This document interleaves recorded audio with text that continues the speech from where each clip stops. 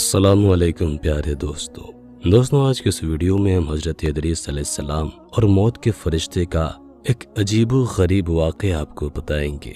ये वीडियो बेहद ही दिलचस्प है, इसलिए आखिर तक ज़रूर देखिएगा। और अगर अब तक हमारा चैनल इस्लामिक कहानी सब्सक्राइब नहीं किया तो ज़रूर सब्सक्राइब करते हुए साथ में लगे घंटी के बटन को भी दबा दीजिएगा। सैयदना इदरीस अलैहिस्सलाम एक दिन अपने काम से फारिग होकर बैठे थे कि मलकुल मौत आदमी की सूरत में मेहमान के तौर पर रात को हज़रत इदरीस अलैहिस्सलाम के दरवाजे पर आ पहुंचे। हज़रत इदरीस अलैहिस्सलाम हमेशा रोज़ा रखने वाले इंसान थे। जब शाम होती अफ्तार के वक्त आपका खाना जन्नत से आता, जिस कदर चाहते खा लेते, बाकी खाना फिर जन्नत में चला जाता। उस दिन का खाना जब आया तो हज़रत इदरीस अलैहिस्सलाम ने वो खाना उस मुसाफिर को पेश कर दिया, लेकिन मुसाफिर ने कुछ न खाया और कदम पर कदम रखकर इबादत करता रहा। हज़रत इदरीस अलैहिस्सलाम उनका ये हाल देखकर बहुत मुतासिर हुए कि ये कौन शख्स है। अगले दिन हज़रत इदरीस अलैहिस्सलाम ने उनसे कहा, है मुसाफिर, तू मेरे साथ चलकर खुदा की कुदरत जंगल में जाकर देख। तब दोनों बुजुर्ग घर से मैदान की तरफ निकल पड़े। चलते चलते गेहूं के खेत में जा पहुंचे। मौत के फरिश्ते ने कहा कि चलो चंद गोशे गेहूं के लेकर दोनों खाते हैं।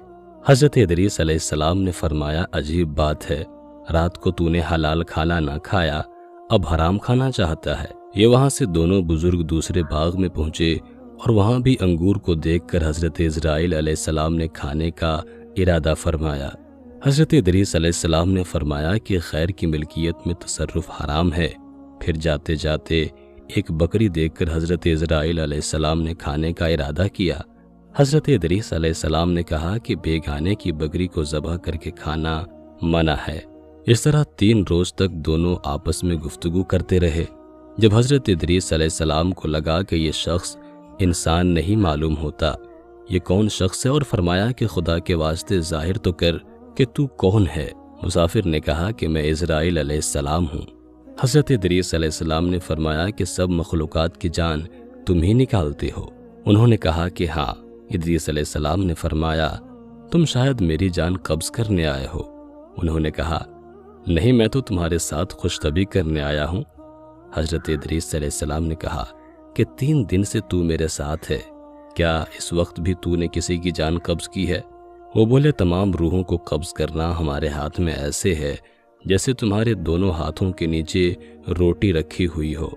यानी जिसकी मौत का हुक्म मिलता है अल्लाह पाक के हुक्म से मैं हाथ बढ़ाकर उसकी जान कब्ज़ कर लेता हूँ।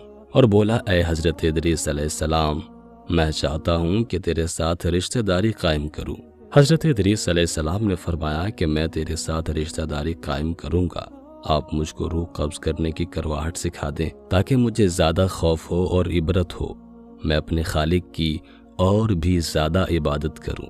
मलकुल मौत ने कहा कि मैं अल्लाह की खुशी के बगैर किसी की जान कब्ज़ नहीं कर सकता। तब हज़रत इदरीस अलैहिस्सलाम ने खुदावंद कुद्दूस की बारगाह में अर्ज़ की और फिर जान कब्ज़ करने का हुक्म मिलने पर जान कब्ज़ कर ली गई। फिर मौत के फरिश्ते ने खुदा की बारगाह में दुआ मांगी और अल्लाह पाक ने उनको ज़िंदा कर दिया। हज़रत इदरीस अलैहिस्सलाम ने मलकुल मौत को अपनी गोद में ले लिया और दोनों ने आपस में रिश्तेदारी कायम कर ली। फिर मौत के फरिश्ते ने उनसे पूछा, ऐ इदरीस अलैहिस्सलाम, जान निकलने की तलखी कैसी थी? वो बोले, जैसे किसी जिंदा जानवर की खाल सर से पांव तक उधेड़ी जाती है। मौत के फरिश्ते ने कहा कि ऐ भाई, कसम है रब्बुल आलमीन की, जैसे मैंने तेरे साथ एहसान किया और जितनी आसानी मैंने आपके साथ की, ऐसा मैंने किसी के साथ नहीं किया।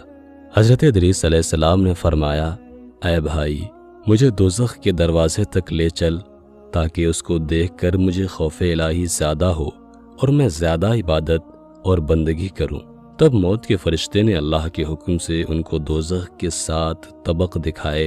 फिर हज़रत इदरीस अलैहिस्सलाम बोले, ऐ भाई, मुझे जन्नत देखने की आरज़ू है, देखकर खुशी हासिल करूं और इबादत ज़्यादा से ज़्यादा करूं।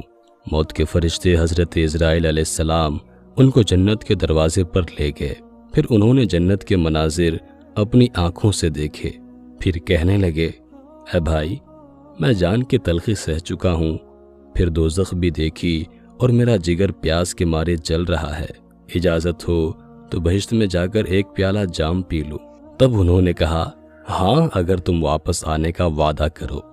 شاید پیاس کی وجہ سے حضرت ادریس علیہ السلام نے واپس آنے کا وعدہ کر لیا اور اللہ تعالیٰ کے حکم سے اپنی جوتیاں درخت طوبہ کے نیچے چھوڑ کر بہشت میں داخل ہو گئے، کیونکہ باہر آنے کا وعدہ کیا تھا اور نالین کو بھی درخت کے نیچے چھوڑ آئے تھے۔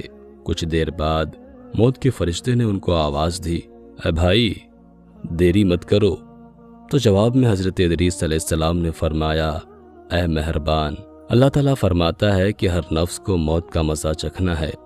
اب تو میں نے موت کا مزہ چکھ لیا ہے اور میں دوزخ میں بھی پہنچ چکا ہوں، اور یہ بھی اللہ عز و جل فرماتا ہے کہ ان کو وہاں کوئی تکلیف نہ پہنچے گی اور نہ ہی ان کو وہاں سے نکالا جائے گا، یعنی جو جنت میں گیا واپس نہ نکالا جائے گا۔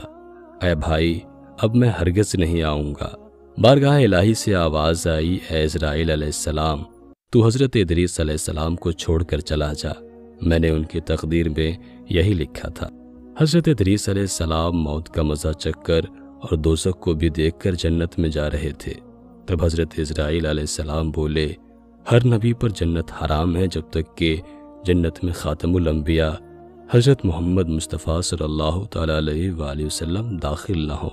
پھر آواز آئی، اسرائیل علیہ السلام، میں بہشت کو دریغ نہیں رکھتا، لیکن پہلے بہشت میں محمد صلی اللہ علیہ وسلم داخل ہوں گے، ان کے بعد ان کی امت داخل ہوگی۔